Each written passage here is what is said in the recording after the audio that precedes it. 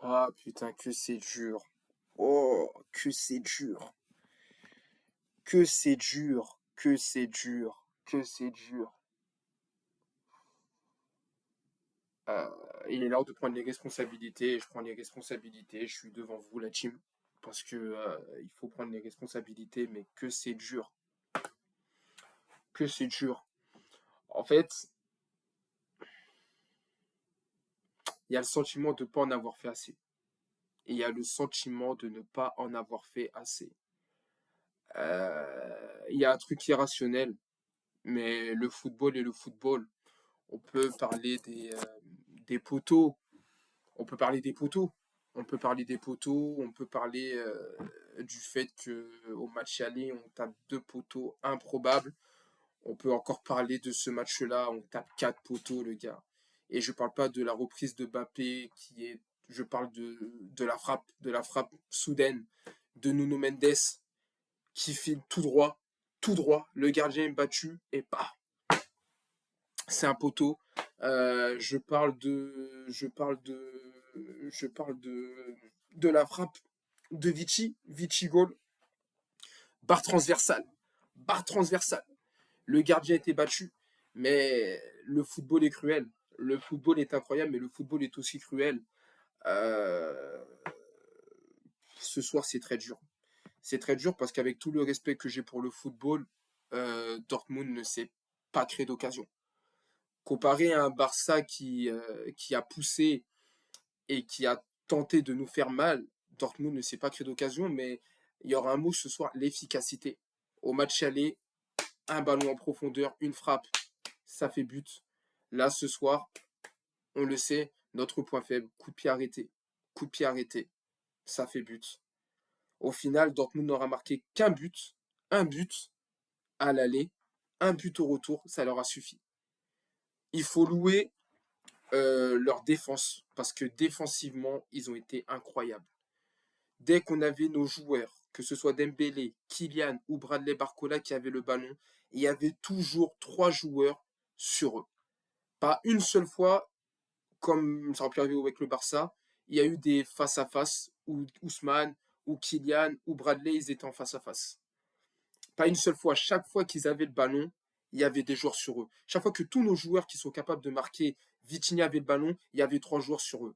Et défensivement, Matt Hummels, parce que Matt Hummels, on le connaît, c'est lui qui avait éliminé la France de la Coupe du Monde 2014 au Brésil, si je dis pas de bêtises. C'est lui qui avait éliminé la France, qui avait marqué le fameux but de la tête. Matt Hummels. En fait, quand je vois Matt Hummels jouer, les gars, je suis tellement nostalgique de l'année dernière où Sergio Ramos, c'était le patron de la défense. Où Sergio Ramos, tu voyais que le mec, il avait joué au Real parce que le gars, il avait une mentalité. Il avait une mentalité défensive, il avait une mentalité offensive. Tu voyais que c'était le seul mec qui était présent dans les matchs importants de Ligue des Champions. Et, et on l'a pas prolongé, on n'a pas pu le garder. Et franchement, les gars, à Sergio Ramos, il aurait manqué parce que Matt Hummels, il a pas 30 ans, les gars. Matt Hummels, il a 35 ans. Mais quand tu vois le match d'enculé qu'il fait, quand tu vois les tacles qu'il fait, tu te dis que Sergio Ramos aurait pu faire la même. Sergio Ramos aurait pu faire la même. On pourra longtemps dire, on pourra dire qu'on n'avait pas Nuno Hernandez. Ce soir, ce soir, c'est un sentiment d'inachevé et d'efficacité parce que si tu regardes, Donnarumma, bonhomme, il a fait un arrêt sur la frappe d'Adeyemi. S'il ne fait pas cet arrêt, après on pourra dire que oui, il aurait peut-être dû sortir sur Mulls, mais en même temps, s'il sort, on aurait dit qu'il aurait dû rester sur ta ligne. Tu vois, c'est l'interprétation. Il serait sorti, on aurait dit, t'aurais dû rester sur ta ligne. Donc je peux pas lui en vouloir vraiment sur le but. Mais par contre, il a fait un match de bonhomme. Marquinhos, il a encore été au talent. Beraldo n'a pas été dégueulasse. Beraldo, il a été pris de temps. Malheureusement, il est pris à revers, mais par rapport à Beraldo contre le Barça qui avait fait des fautes qui étaient vraiment bêtes, là, j'ai trouvé Beraldo pas mal. Nuno Mendes, je l'ai beaucoup aimé sur ce match-là. Il s'est moins fait déborder par Sancho et il était beaucoup plus dangereux. Sa frappe aurait tellement mérité pour le joueur qu'il est, pour le retour qu'il a fait après toutes ces semaines, ces mois de blessures. Il aurait tellement mérité d'aller au fond. Mais j'aime ce joueur, vraiment. Ashraf, je suis déçu. Ashraf, je suis déçu. Achraf, franchement, il n'a pas fait le match qu'il fallait. Achraf, il nous a habitués à beaucoup mieux. Il nous a habitués à beaucoup mieux. Fabien Ruiz, je ne vais même pas en parler. Je vais même pas en parler. Vitinha, bonhomme, bonhomme. Vitigol, il aurait dû marquer ce but. Warren, c'est un gamin.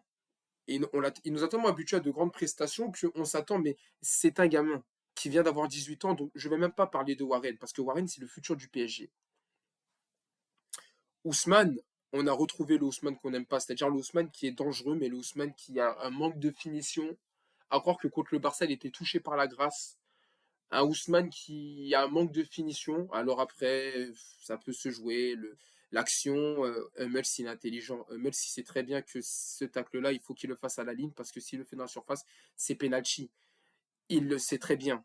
Et il a été intelligent. On peut revenir en disant, ouais, il y avait penalty, ceci, cela, mais on ne peut pas revenir tout le temps sur des penalties, les gars. On ne peut pas attendre que le PSG marque que des penalties. Euh, Gonzalo, je suis déçu parce que Gonzalo, il nous habitue à tellement mieux. Et il s'est créé des occasions et il les a pas mises. Que ce soit les reprises instantanées, les trois frappes qu'il a mises hors cadre, alors que c'est le genre de frappe qu'un numéro 9 doit mettre au fond. Mais Gonzalo, il est jeune. Gonzalo, il est jeune, les gars. Il a que 22 ans. Gonzalo, c'est pas un Harry Kane. C'est pas un Lewandowski. C'est un jeune et c'est un gars qui a encore tout l'avenir devant lui. Je parlerai de Kylian plus tard. Donc voilà, maintenant l'équipe, le PSG, ça va être le futur. Le PSG, ça sera le futur. Ça sera Donnarumma, ça sera probablement Marquinhos, Nuno Mendes, Lucas Hernandez, peut-être Achraf Hakimi, Skriniar, je ne sais pas s'il restera, Danilo. Danilo va sûrement rester, mais Danilo, voilà, ça sera Vitinha, Warren Zaïre-Emery, Xavi Simons, qui est censé revenir l'année prochaine, Manuel Ugarte, parce que Ugarte, pareil, il a fait une très très bonne première partie de saison et je trouve dommage qu'on n'ait pas pu voir Ugarte. Alors, je pense qu'il devait être fatigué. Je trouve dommage qu'on n'ait pas pu voir Ugarte sur la deuxième partie de saison parce que première partie de saison, c'était un vrai chien. Mais dans un match comme ça, il ne nous fallait pas un mec qui garde des ballons. Il fallait des mecs qui jouent. Ça sera probablement Kangin, ça sera Bradley Barcola, ça sera Ousmane Dembélé, ça sera probablement Gonzalo Ramos.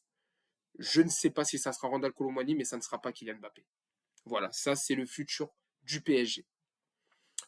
Je sais pas. Est-ce qu'on se projette sur la saison prochaine? Je trouve qu'on a un très très bon gardien. Défensivement, on avait une très très bonne défense. On a des bons latéraux. Est-ce qu'on vend Achraf Hakimi, on va chercher un latéral droit, mais qui est-ce que tu vas aller chercher en latéral droit? À part Achraf, je vois pas de latéral droit qui Trent Alexander-Arnold, qui vraiment. Voilà. On a un milieu, en tout cas on a Vitinha et Warren. Il faut aller chercher vraiment un vrai numéro 6. Un vrai numéro 6, un vrai chien de la casse. Un Kroos ou un Gundogan ou un Rodri, mais il faut un milieu comme ça qui apporte quelque chose à N'Golo Kanté. Il nous faut un vrai numéro 6 et il nous faut un vrai numéro. Et il nous faut, même pas en attaque, parce on a Gonzalo Ramos. Gonzalo Ramos est un très bon numéro 9. Pourquoi aller chercher un Victor Osimhen? C'est pas Victor Osimhen qui marquera plus de buts que.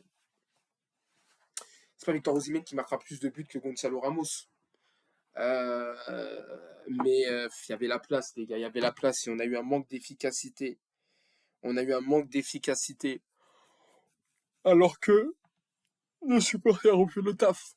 Ça aurait dû être une fête magnifique. Ça aurait dû être le stade ambiançant, un tifo exceptionnel. Ça aurait dû être une fête sur les Champs-Élysées jusqu'à pas d'heure. Demain, c'est le 8. Demain, c'est férié. C'est le week-end.